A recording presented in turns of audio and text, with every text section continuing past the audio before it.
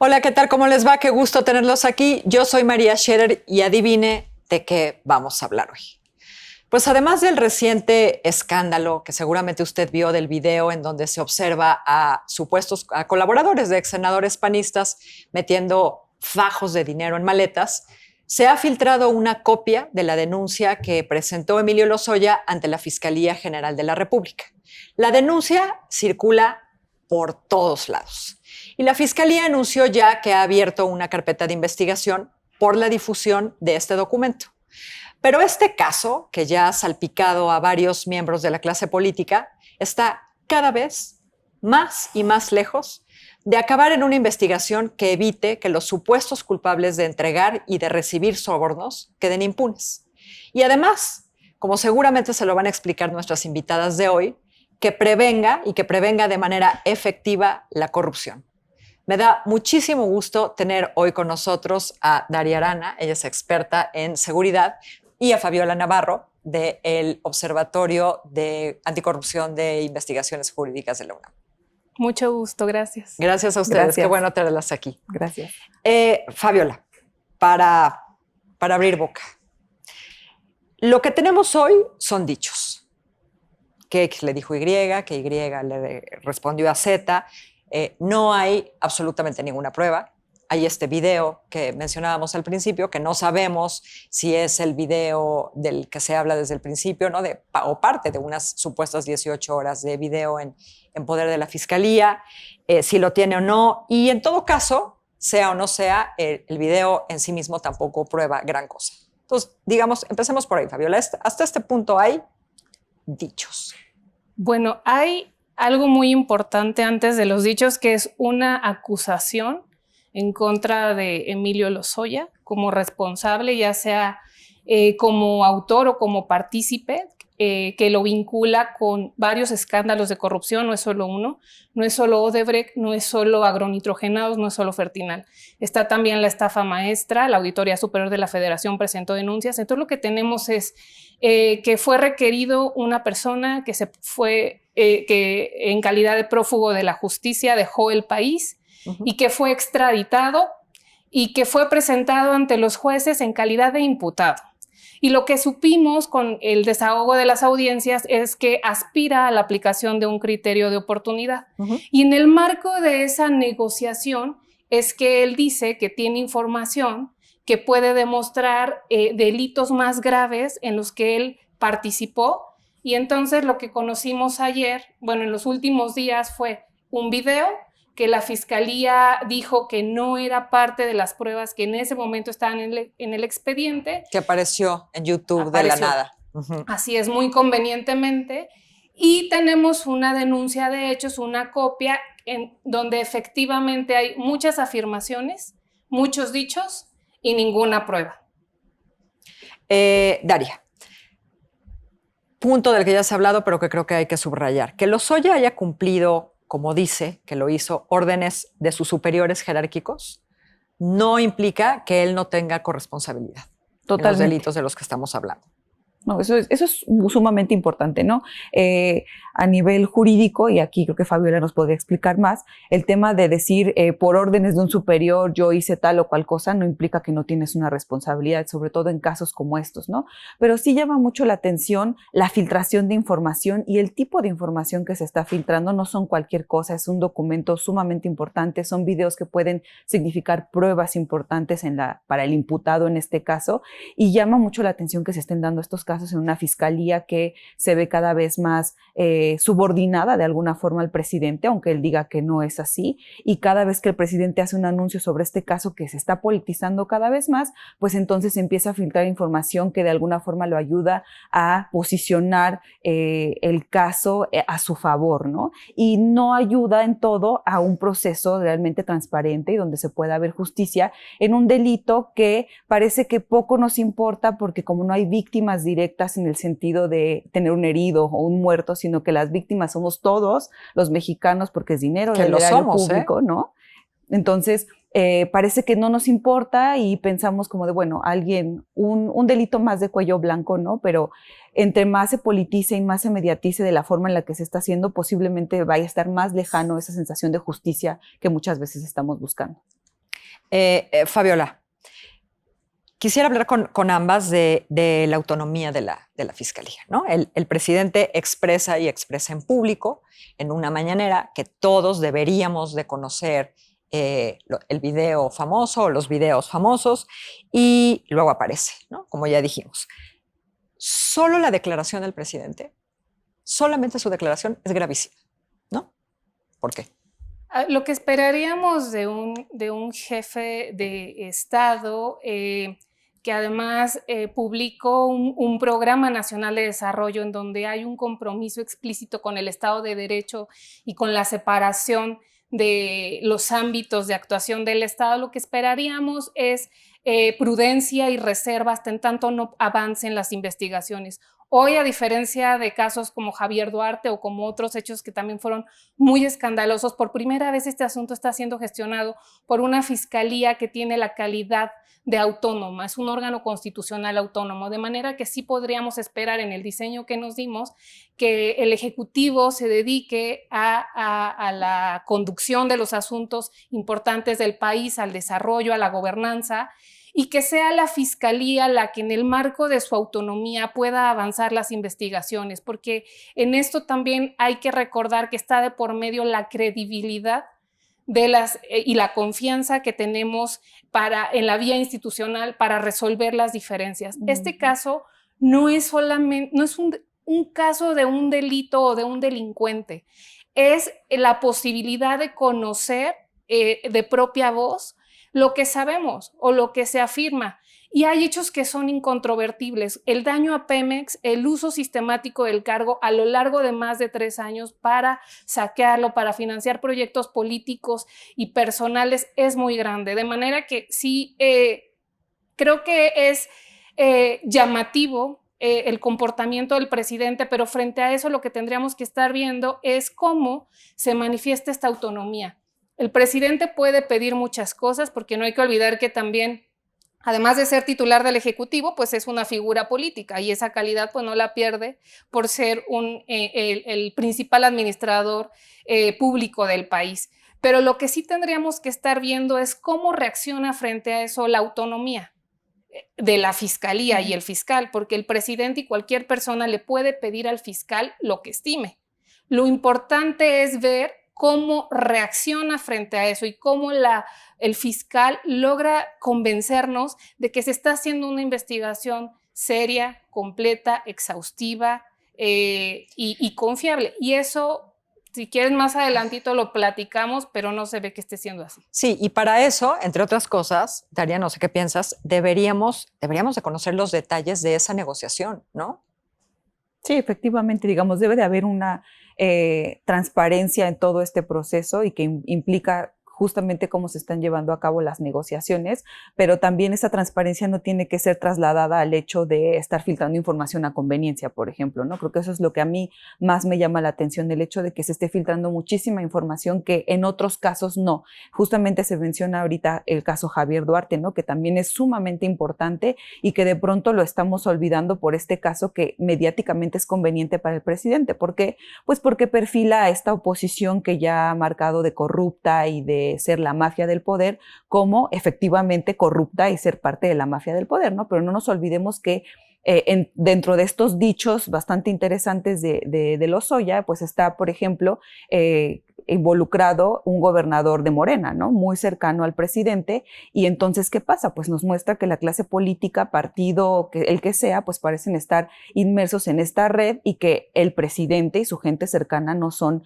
lejanos a todo esto, ¿no? Entonces también habría que poner los ojos en esas figuras que son cercanas al presidente, que están siendo señaladas y que posiblemente pues sí tengan estos nexos en estos sucesos de corrupción tan grandes, ¿no? Vamos a hablar más adelante, Fabiola, de eso, pero tú piensas que esto debe resolverse mediante un multiproceso, ¿no? Pero dejémoslo un poquito para adelante. Déjame preguntarte antes. Pues por asuntos de memoria, ¿no? Y de contexto ha venido mucho al caso los videos que en su momento involucraron a gente cercana a López Obrador, ¿no? Los videos de Ahumada, donde se sale Bejarano, en la historia de las ligas, bla, bla. ¿Jurídicamente son en algo comparables los dos casos? Políticamente me queda clarísimo, ¿no? Jurídicamente. Yo creo que no. De entrada, por la organización que teníamos de la persecución de los delitos y de la administración de la justicia, hasta hace muy poquito, hasta enero del año pasado, cuando se nombra al fiscal, esto cambia, pero la fiscalía, es decir, el área encargada de las investigaciones y de la persecución, formaba parte de la misma rama ejecutiva. Y esto hace una diferencia muy grande. Además de que en ese momento estábamos ante hechos aparentemente aislados, eventos que habrían sucedido sin un antecedente previo. En este caso, frente a lo que estamos, es ante un mecanismo que utilizó el poder y los cargos públicos para desde ahí y con recursos públicos desviar recursos y favorecer proyectos políticos. Por eso es tan importante que hoy la conversación pública y con lo que la gente se queda sea solamente con esta dimensión política. No porque no sea importante, claro que es muy conveniente porque confirma lo que el hoy presidente de la República dijo en el 2012. Y lo dijo tanto y fue tan importante en su momento, es decir, que había financiamiento ilícito de campañas y rebase de gastos, de tope de gastos de campaña, que eso provocó que hubiera una reforma constitucional, la del 2014, una reforma muy importante, tan importante que se eleva a rango constitucional las causales de nulidad para anular una elección cuando hay financiamiento ilícito o cuando se rebasan los gastos de campaña. Entonces, este uso político de esta información que parece ser como inevitable. Ayer leía a Pedro Salazar que decía, no le podemos pedir a los políticos que dejen de ser políticos. Sí, es inevitable, ¿no? Es inevitable, pero desvía de lo que a mí me parece lo importante. No de la corrupción política, que esa tiene otras vías y tiene otros cursos y ojalá que se conozcan y se develen, pero la corrupción que implica el uso de los cargos públicos.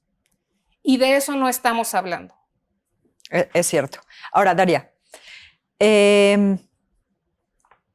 tú hablabas de cómo se está politizando el caso, ¿no? Pero la politización del caso es posible precisamente porque la fiscalía es autónoma o parece autónoma solo en teoría.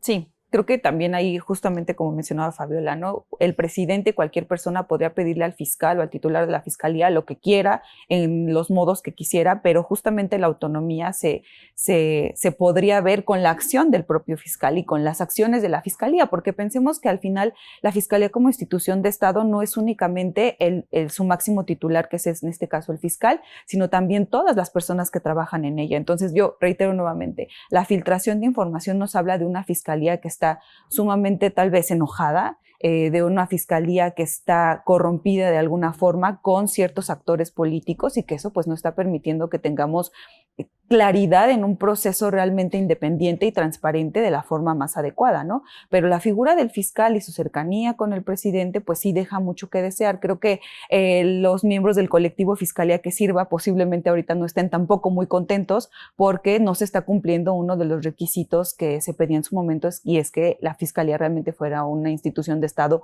autónoma y funcional para realmente tener justicia o garantías de justicia en este país.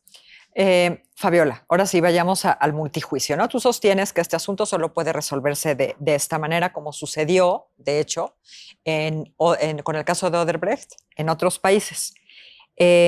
¿Por qué? ¿No? Según entiendo, porque participan varias personas en la comisión de una diversidad de delitos, ¿no? De varios delitos. A ver, explícanos cómo debiera funcionar esto. Parte del desaseo que estamos viendo con la fiscalía es que no queda claro cuál es el fundamento legal que le permite al fiscal negociar un criterio de oportunidad con una persona que está prófuga de la justicia, que cometió delitos de la mayor relevancia social, de interés público, cuando nuestro Código Nacional de Procedimientos Penales, que es el que establece las posibilidades de actuación del fiscal, dice que el criterio de oportunidad no aplica en ese tipo de asuntos.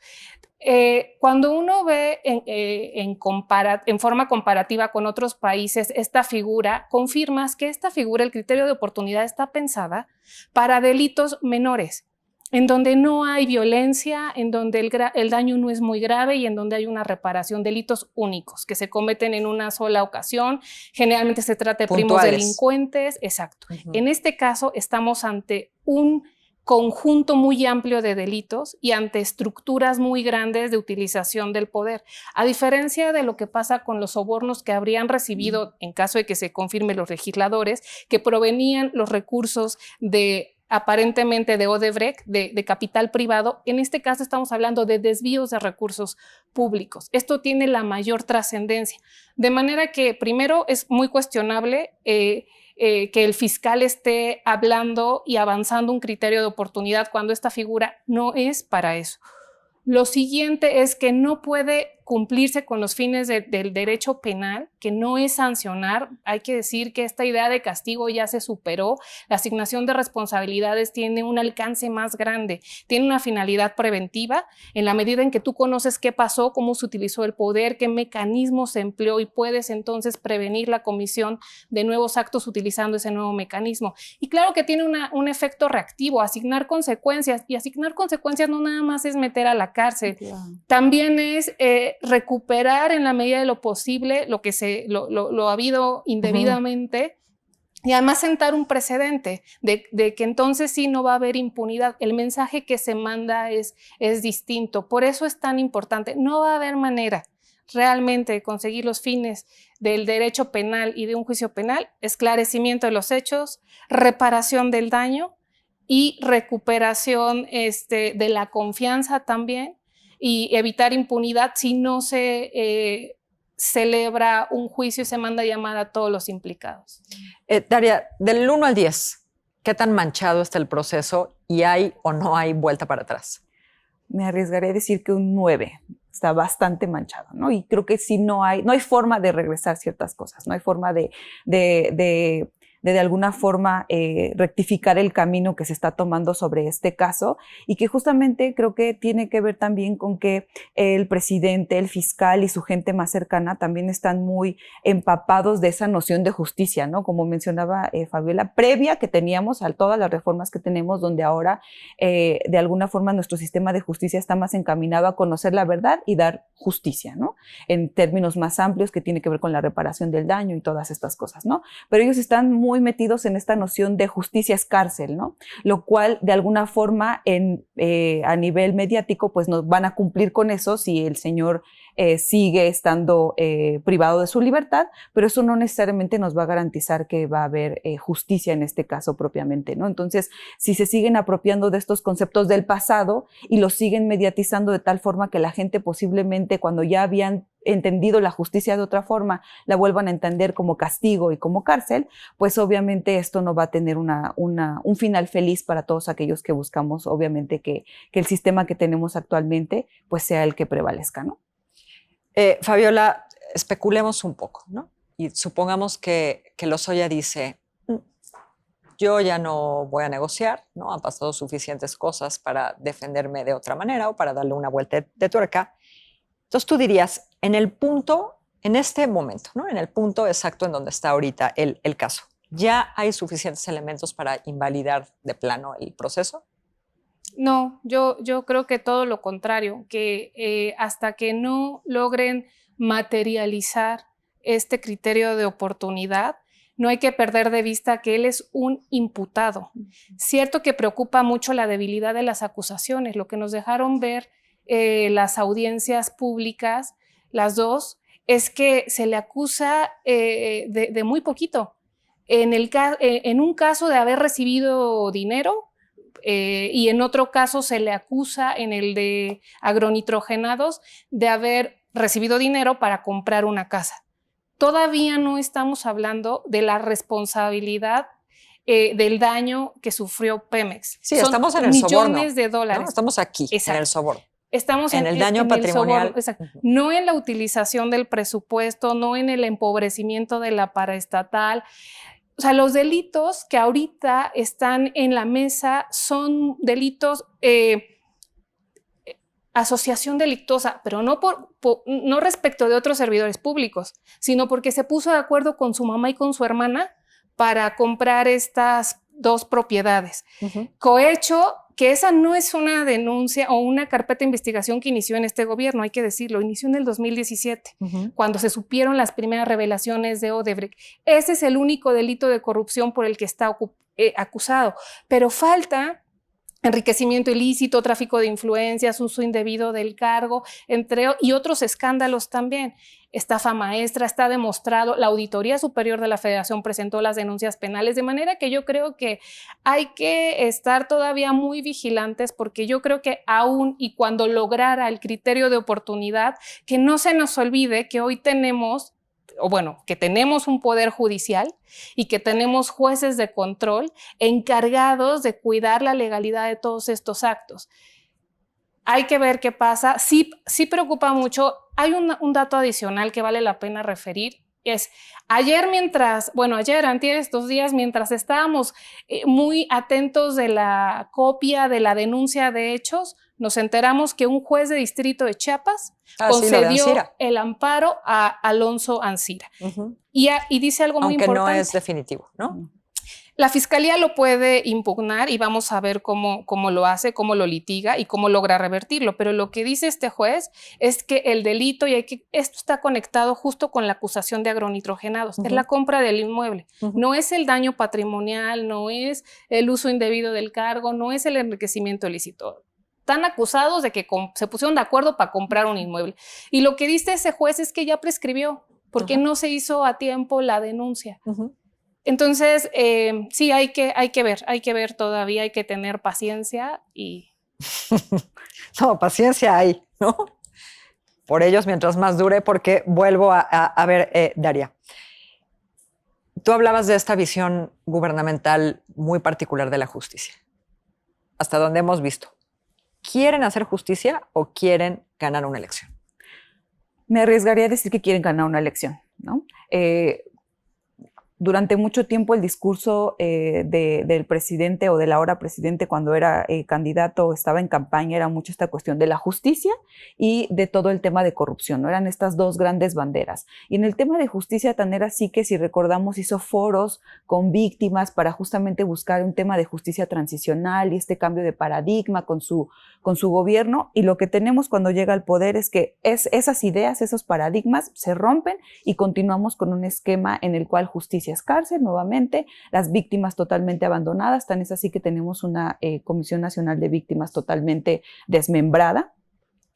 Y claramente esto nos muestra que lo que buscan es un discurso electorero que les permita ganar elecciones, ¿no? Las que tenemos más próximas, 2021, en la cual quieren mantener esa mayoría en el Congreso que le ha permitido de alguna forma sacar esos grandes proyectos que tiene en su plan de nación, ¿no? Creo que ahí tenemos o vamos a tener un punto de quiebre importante, pero si seguimos con este discurso en donde se utilizan estos casos que realmente podrían ser paradigmáticos para tener una efectiva justicia transicional en muchas cuestiones en este país, y lo seguimos teniendo en torno a un discurso que es más popular, digamos, pues obviamente esto va encaminado más a ganar una elección que a tener una verdadera justicia. Fabiola, si asumimos, ¿cuáles son los riesgos si todo el caso sigue por el mismo camino? Pues ubicarnos en esto que ha señalado muy puntualmente la Comisión Interamericana de los Derechos Humanos en el último de sus informes que presentó en diciembre del 2019, que es toda esta corrupción que se crea al utilizar indebidamente el aparato de justicia. La falta de investigaciones o las investigaciones deficientes o incompletas generan este otro ámbito de corrupción que deriva en impunidad. Sí es una oportunidad, en efecto, yo coincido, pero la oportunidad debe entenderse como la posibilidad de acercarnos al inicio del cumplimiento de un Estado de Derecho, pero también estamos ante la posibilidad de confirmar que este va a ser un caso más de impunidad. Las filtraciones, claro que le convienen, hay beneficiarios directos, le convienen al partido en el gobierno porque confirma lo que ha venido diciendo al menos desde hace más de 10 años, y porque quien queda exhibido es la oposición. El PRI y el PAN son iguales, miren, ¿no? Y le conviene a Lozoya. Y le conviene a Lozoya en la medida en que la gente se queda con estas imágenes y habla de esto, y dado que el trabajo de la Fiscalía tiene que ser un trabajo impecable, pero es sumamente técnico, Es muy difícil poder explicar que no, que el señor fiscal no puede sentarse a negociar en un caso como este, que esa figura está pensada para delitos de baja lesividad. ¿Por qué los sistemas penales justifican que se negocie con un delincuente? Porque le conviene al Estado, porque hay un beneficio, porque te liberas de esos asuntos chiquitos, los recursos siempre son insuficientes para concentrarte en los importantes. Y esto lo sabe el fiscal, porque el fiscal presentó un plan de persecución penal provisional y hace esta distinción, delitos simples y delitos complejos. Y dice, para los simples, para estos robos cotidianos que llenan los expedientes de los ministerios públicos todos los días, hay que encontrar maneras alternativas. Y sí, porque nuestro sistema penaliza y castiga la pobreza y la falta de oportunidades. Entonces, gran parte de la población que está en la cárcel no son los grandes delincuentes, son los pobres que no pudieron pagar una defensa o los ignorantes que no supieron cómo defenderse o quienes no tuvieron alternativas.